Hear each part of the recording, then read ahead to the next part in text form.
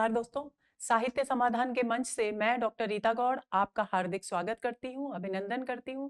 दोस्तों, पिछले सत्र में हमने कुरुक्षेत्र के 16 से लेकर के 20 तक के अंशों पर चर्चा की थी और उन अंशों का मूल भाव ये था कि कवि वास्तविक मानव और आज के आधुनिक मानव जो कि बुद्धिवादी है, जो विज्ञान के जरिए पृथ्वी और आकाश के सारे रहस्यों को जान चुका है, उसमें तुलना करते हैं और मंगल ग्रह के लोगों को आगाह करते हैं, उन्हें चेतावनी देते हैं कि अगर तुम मेरी बात सुन सको तो सुन लो कि ये मनुष्य जो तुम तक पहुंचने की कोशिश कर रहा है, वास्तव में ये नाम का ही मनुष्य है। वास्तव में सच्ची बात यह है कि इसमें मानवीय गुणों का पूर्णतः अभाव है। उसी क्रम में, उसी पर श्रृंखला को आगे रखते हुए हम आज के सत्र की शुरुआत करते हैं।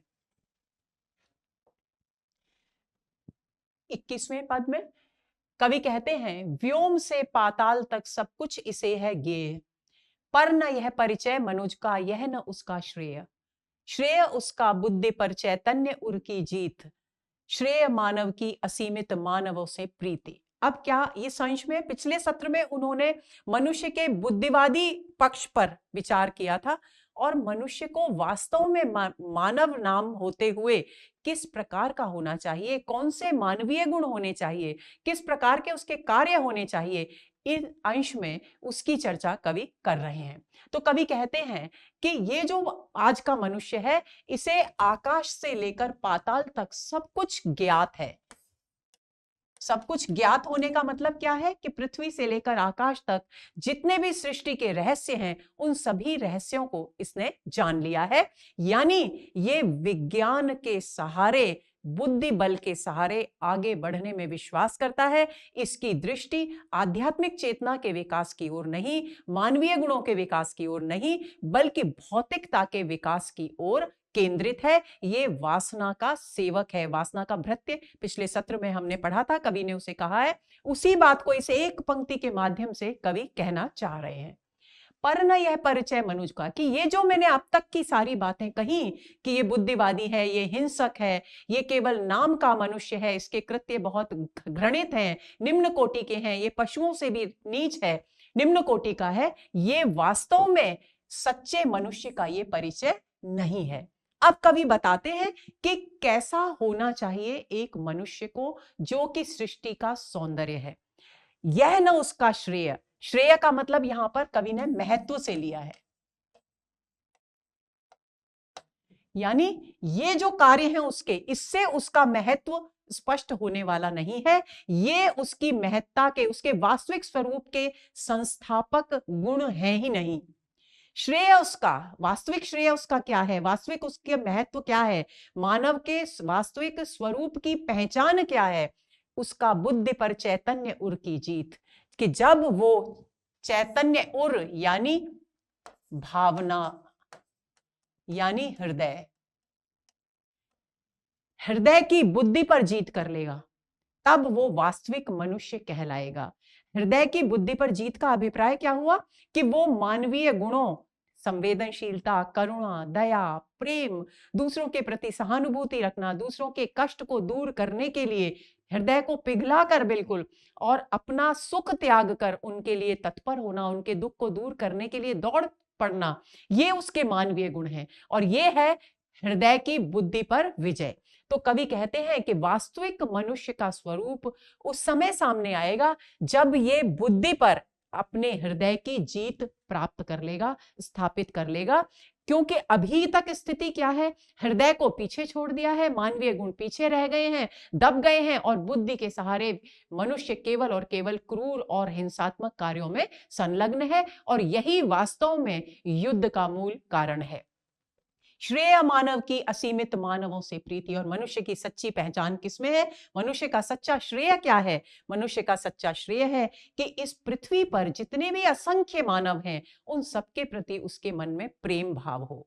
कवि वास्तव में इन पंक्तियों के द्वारा दोस्तों युद्ध की किस प्रकार समाप्त किया जा सकता है, हिंसा को किस प्रकार दूर किया जा सकता है, भावना को, मानवीय मूल्यों को कैसे विकसित किया जा सकता है, उस ओर हमारा ध्यान आकर्षित करने की कोशिश कर रहे हैं। अभी स्थिति क्या है कि बुद्धि बल की विजय के कारण मनुष्य के और मनुष्य के बीच ईर्ष्या और द्वेष की बहुत ऊंची दीवार खड़ी है, अभेद्य दीवार खड़ी है। और यही कारण है कि इस अभेद्य दीवार के कारण युद्ध होते हैं, हिंसा होती है, संघर्ष होता है, रक्तपात होता है। लेकिन अगर मनुष्य सच्चे मनुष्य के रूप में सामने आ जाए तो उसका श्रेय क्या है, उसका वास्तविक स्वरूप क्या है कि असंख्य मनुष्यों से उसके प्रति उसके हृदय में प्रीति यानी प्रेम का भाव हो। यहां पर म वर्ण की आवृत्ति हुई है तो छे का अनुप्रास अलंकार है।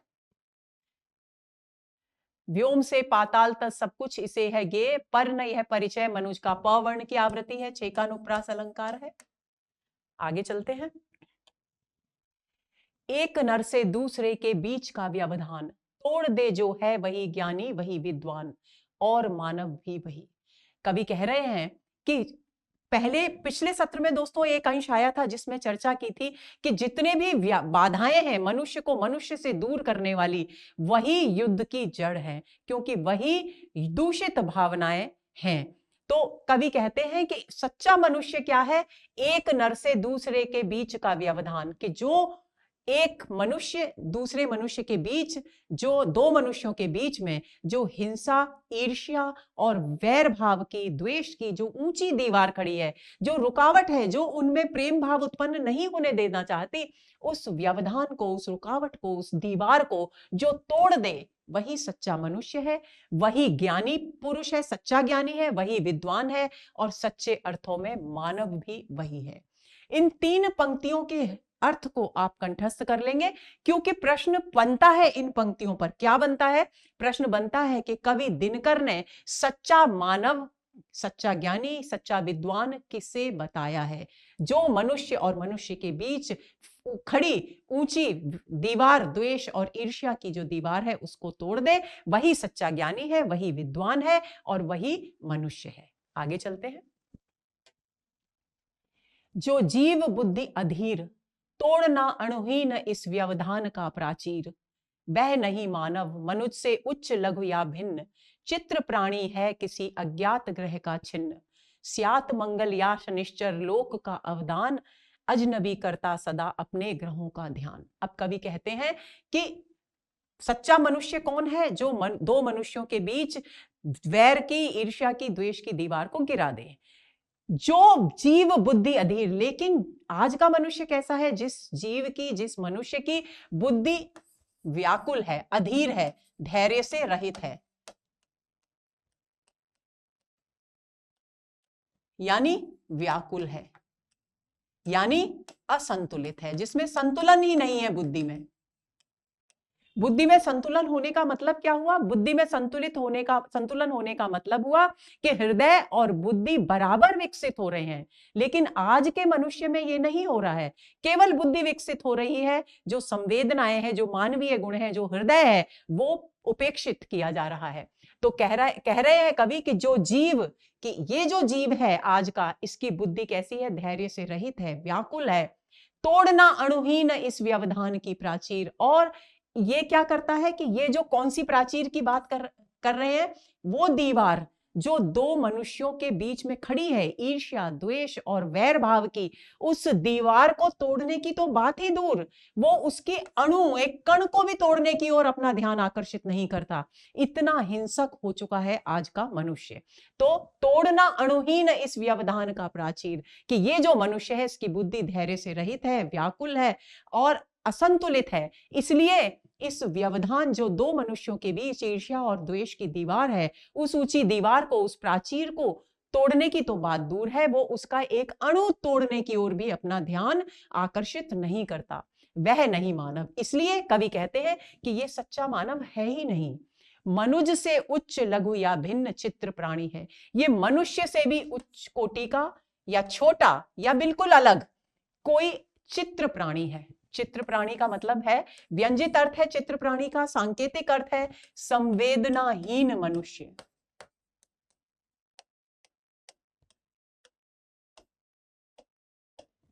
अब संवेदनाहीन क्यों है चित्र? देखिए, जब भी हम किसी मनुष्य का, किसी व्यक्ति का कोई चित्र देखते हैं तो उसमें जीवंतता नहीं होती, जीवन नहीं होता। तो कवि ने उस बात को ध्यान में रखकर चित्र प्राणी शब्द का इस्तेमाल किया है कि आज का जो मनुष्य है वो भी केवल बुद्धि के सहारे आगे बढ़ता जा रहा है, बुद्धि के पक्ष को ही आगे बढ़ा रहा है, विकसित कर रहा है, उसी दृष्टि से प्रगति कर रहा है, तो उसकी संवेदनाएं दूर हो गई हैं। तो जिस तरह से चित्र में दिखाई देने वाला मनुष्य जीवंत नहीं होता, संवेदनाओं से रहित होता है, किसी भी प्रकार की भावनाओं से रहित होता है, उसी तरह से ये आज का मनुष्य संवेदनाहीन मनुष्य है, किसी अज्ञात। और ऐसा प्रतीत होता है कि ये मनुष्य वास्तव में इस पृथ्वी लोक का है ही नहीं, किसी दूसरे अनजान ग्रह से टूटकर, छिन्न होकर, यानी अलग होकर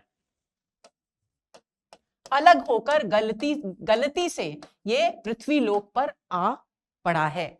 स्यात, और कवि कल्पना करते हैं, अनुमान लगाते हैं कि संभवतः मंगल या शनिश्चर लोक का अवदान, कि ये जो मनुष्य, हिंसक मनुष्य है, ये संभवतः हो सकता है कि मंगल या शनि ग्रह से यहां आकर गिर पड़ा हो, और यही कारण है कि ये पृथ्वी लोक के लिए अजनबी है। इसलिए पृथ्वीवासियों जो मनुष्य हैं उनके प्रति इसमें संवेदनशीलता नहीं है, प्रेम नहीं है, केवल ईर्ष्या द्वेष है। और ये निरंतर, क्योंकि मंगल और शनि आदि, चंद्रमा आदि अन्य ग्रहों पर के रहस्य जानने के लिए प्रयत्नशील है, तो ऐसा लगता है कि ये क्योंकि पृथ्वी लोक के लिए अजनबी है और हमेशा दूसरे ग्रह जहां से ये आया है उन्हीं ग्रहों के का ध्यान इसके मन में रहता है। ऐसी संभावना व्यक्त, ऐसा अनुमान व्यक्त कर रहे हैं कवि दिनकर।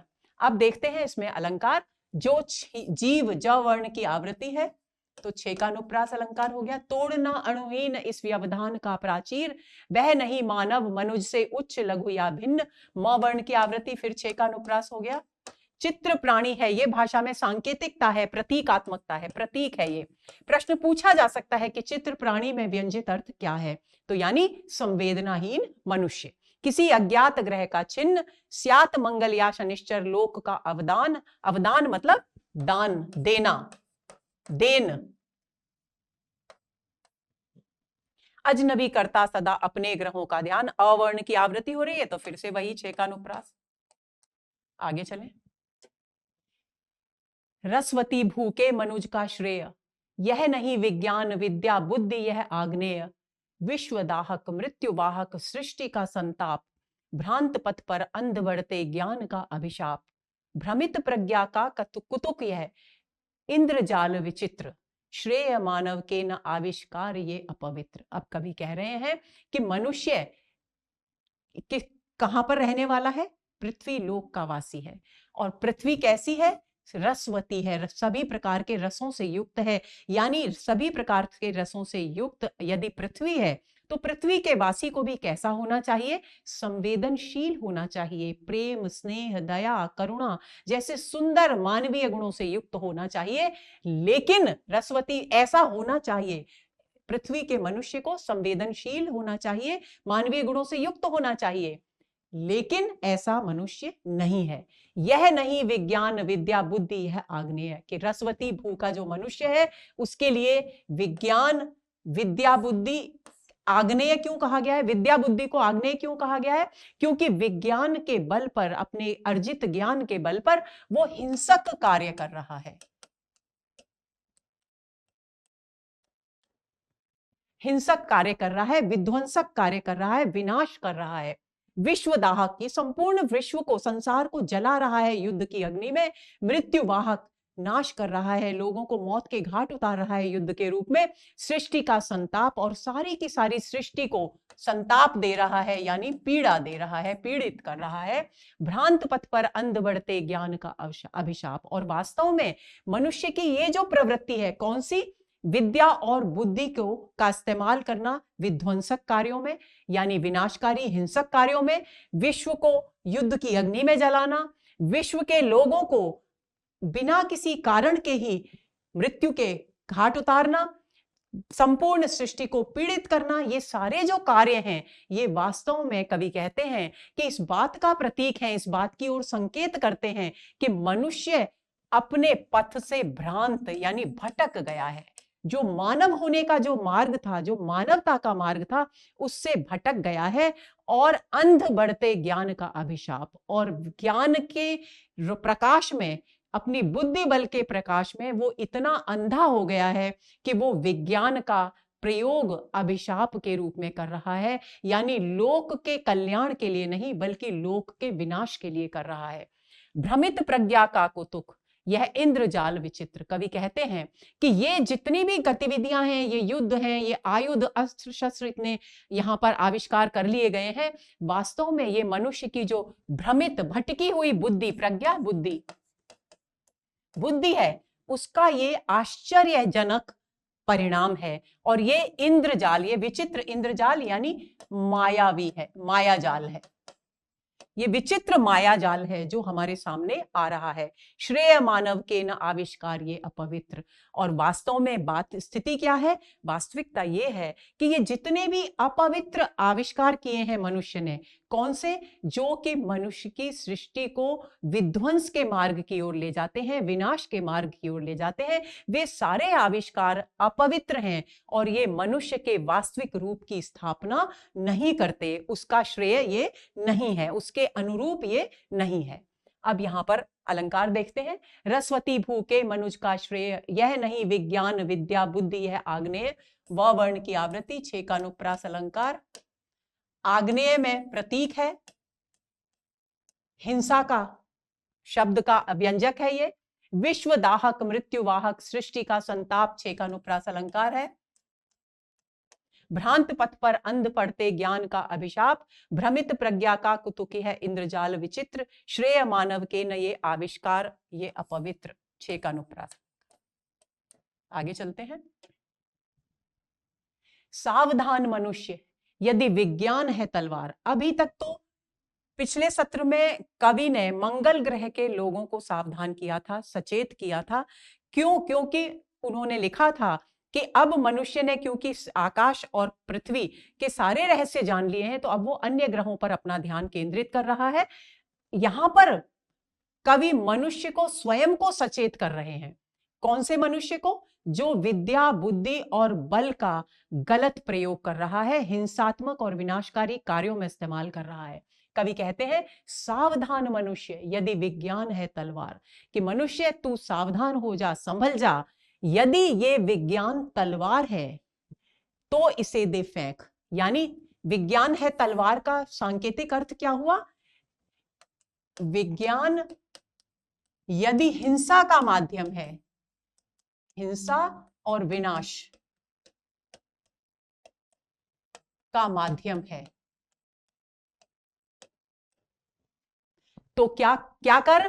तो इसे दे फेंक, तो इसे तुरंत इस विज्ञान की तलवार को अपने हाथ से दूर फेंक दे। तज कर मोह, इसका मोह त्याग दे। तू जो भौतिक सुख प्राप्त करने की कोशिश कर रहा है इस विज्ञान, विध्वंसक विज्ञान की तलवार के सहारे, तो इसका मोह त्याग दे स्मृति के पार। इसे इतना भूल जा कि ये तेरी स्मृति में दूर दूर तक कहीं रहे ही नहीं। विज्ञान को पूरी तरह से भूल जा। हो चुका है सिद्ध है तू शिशु अभी नादान। कवि कहते हैं कि तूने अब तक जो भी कार्य किए हैं वो कार्य ऐसे हैं जो कि एक नादान, भोला, नासमझ बच्चा ही कर सकता है। ऐसा क्यों कहा है कवि ने? ऐसा इसलिए कहा है क्योंकि बच्चा जो भी गलतियां करता है उसे पता नहीं होता कि कौन से काम करने से उसका स्वयं को चोट लग सकती है। तो कवि उसी बात को ध्यान में रखकर, बालक की उसी विशेषता को ध्यान में रखकर यहां मनुष्य को क्या कह रहे हैं? शिशु कह रहे हैं। कि क्योंकि वो विज्ञान को के अभिशाप वाले पक्ष को, यानी जो लोक का कल्याण करने में समर्थ नहीं है, लोक का नाशक है, ऐसे पक्ष को ही विकसित कर रहा है जो कि स्वयं उसका भी नाश करेगा। तो ऐसी स्थिति में उसे कवि ने क्या कहा है? नादान शिशु कहकर पुकारा है। प्रश्न पूछा जा सकता है कि कवि ने कुरुक्षेत्र के 6ठे सर्ग में मनुष्य, आज के मनुष्य को नादान शिशु क्यों कहा है? क्योंकि वह स्वयं ऐसे विध्वंसक कार्यों के लिए विज्ञान का प्रयोग कर रहा है जो स्वयं उसके नाश का भी पथ प्रशस्त कर रहे हैं। ये बात ध्यान में रखनी है। फूल कांटों की तुझे कुछ भी नहीं पहचान। तो हे मनुष्य, तू इतना नादान बालक है कि तुझे कौन सा पुष्प है और कौन से कांटे हैं, यानी कौन सी चीज तेरे लिए अच्छी है और कौन सी चीज तेरे लिए घातक है, विनाशकारी है, इसकी तुझे कोई पहचान ही नहीं है। यदि पहचान होती तो विज्ञान के वरदान पक्ष को तू अपना लक्ष्य बनाता, उसे अपना साधन बनाता, लेकिन तू ऐसा नहीं कर रहा है। इससे जाहिर है कि तुझे फूल की, कौन सा फूल है, कौन से कांटे हैं, इसकी पहचान नहीं है। फूल और कांटा ये प्रतीक है। फूल है विज्ञान के वरदान रूप का प्रतीक और कांटा है विज्ञान के अभिशाप रूप का प्रतीक। यानी जो विध्वंसक है विज्ञान का रूप, वो उसको कांटा कहा है कवि ने, और जो कल्याणकारी है मानव जाति के लिए, उसे फूल कहा है। खेल सकता तू नहीं ले हाथ में तलवार, कवि कहते हैं कि तू इतना नासमझ नादान बालक है। जिस तरह से हम छोटे बच्चे के हाथ में तलवार जैसी धारदार हिंसक वस्तु नहीं देते कि कहीं वो अपने को खुद को चोट ना लगा ले, तो उसी तरह से क्योंकि तू भी अभी नादान शिशु है, तो तू इस तलवार को, विज्ञान की तलवार को हाथ में लेकर इससे खेल नहीं सकता। ध्यान देंगे, तलवार प्रश्न पूछा जा सकता है, तलवार शब्द किसके लिए इस्तेमाल किया गया है? तो विज्ञान के लिए। कौन सा विज्ञान? जो लोक कल्याणकारी नहीं है, लोक के लिए जो अभिशाप है, उस विज्ञान के लिए यहां तलवार शब्द का इस्तेमाल किया गया है। काट लेगा अंग तीखी है बड़ी यह धार, कवि कहते हैं कि हे मनुष्य, तू सावधान हो जाए, इस तलवार को तुरंत फेंक दे, क्योंकि ये तलवार अन्य मनुष्यों के साथ साथ तुझको स्वयं को चोट लगाएगी। इससे तेरे स्वयं के अंगों पर चोट आ सकती है, यानी तू अपना भी विनाश का, विध्वंस का पथ प्रशस्त कर रहा है विज्ञान को तलवार के रूप में इस्तेमाल करके। तीखी है बड़ी यह धार, और ये विज्ञान की जो तलवार है, हे मनुष्य, इसकी धार बहुत तेज है, तीखी है, ये निश्चय ही तुझे भी घात पहुंचाएगी, आघात पहुंचाएगी। इसलिए तू इसे तुरंत त्याग दे और क्या कर, इसे दे फेंक, तज कर मोह, इसका मोह भी छोड़ दे और स्मृति के पार इसे ले जा। आप देखते हैं कि इसमें अलंकार कौन से हैं? सावधान मनुष्य यदि विज्ञान है तलवार, तो इसे दे फेंक, तज कर, त वर्ण की आवृत्ति, तो छे का अनुप्रास अलंकार। हो चुका है सिद्ध है तू शिशु अभी नादान, फूल कांटों की तुझे कुछ भी नहीं पहचान, खेल सकता तू नहीं ले हाथ में तलवार, काट लेगा अंग तीखी है बड़ी यह धार। आधुनिक काव्य की दोस्तों एक खास बात होती है कि इसमें सांकेतिकता और प्रतीकात्मकता का प्रयोग करके बात को सबल यानी प्रभावशाली ढंग से प्रस्तुत किया जाता है। रीतिकाल तक, हमें रीतिकालीन काव्य तक हमें जितने अलंकार के सुंदर प्रयोग देखने को मिलते हैं, उतने यहां पर आपको नहीं मिलेंगे। और आप ध्यान रखिए कि कोई खास ही कोई ऐसी पंक्ति हो तो बात अलग है, अन्यथा इस पर अलंकारों से संबंधित प्रश्न भी नहीं पूछे जाएंगे। ज्यादातर इन पंक्तियों के व्यंजित अर्थ से संबंधित प्रश्न ही पूछे जाएंगे, इस बात को आप ध्यान में रखेंगे। अगला अंश, रसवती भूखे मनुज का श्रेय, यह नहीं विज्ञान कटु आग्नेय, श्रेय उसका प्राण में बहती प्रणय की वायु, मानवों के हेतु अर्पित मानवों की आयु। अब यहां कवि कह रहे हैं कि जो मनुष्य सरस भूमि में जन्मा है, सरस भूमि में जिसने सांस ली है, विकसित हुआ है, बड़ा हुआ है, ऐसे मनुष्य का श्रेय क्या है, यानी उसे किस रूप में हमारे सामने आना चाहिए। यह नहीं विज्ञान कटु आग्नेय, कि ये विज्ञान का जो कटु यानी घातक और आग्नेय यानी हिंसक, विज्ञान का जो घातक और हिंसक रूप है, उसका प्रयोग इस मनुष्य को जो रसवती भूमि पर जन्मा है उसे शोभा नहीं देता, उसके अनुरूप, उसके व्यक्तित्व के अनुरूप, उसके गुणों के अनुरूप नहीं है। श्रेय उसका प्राण में बहती प्रणय की वायु, उसका श्रेय वास्तव में क्या है, उसका मनुष्य होने का की सार्थकता कहां है? सार्थकता है कि उसके प्राणों में यानी उसकी चेतना में, उसकी चेतना में क्या हो? प्रेम की वायु का संचार हो, यानी प्रेम भाव विकसित हो, प्रणय प्रेम, प्रेम के भाव विकसित हो, प्रेम के भाव उसमें भरे हुए हो, उसकी चेतना ऐसी हो, और उसकी मानवों की आयु, आयु का मतलब है पूरा जीवन, संपूर्ण जीवन।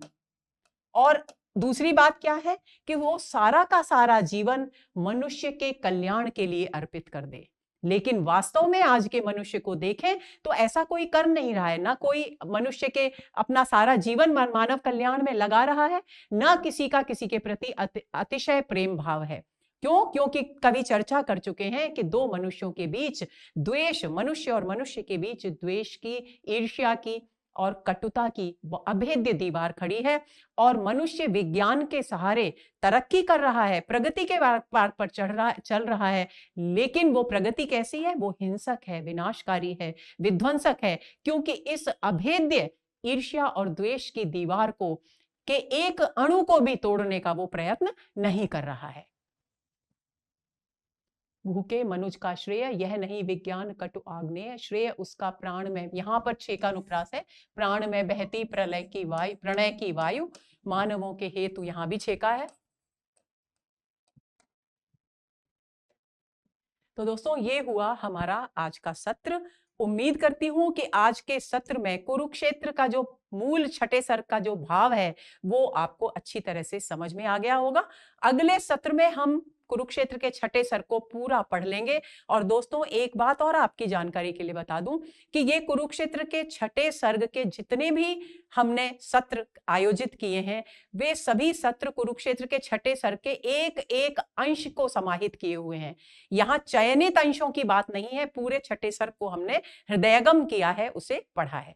तो अगले और आखिरी कुरुक्षेत्र पर आधारित सत्र के व्याकुलता से, बेचैनी से इंतजार में रहिए। नमस्कार।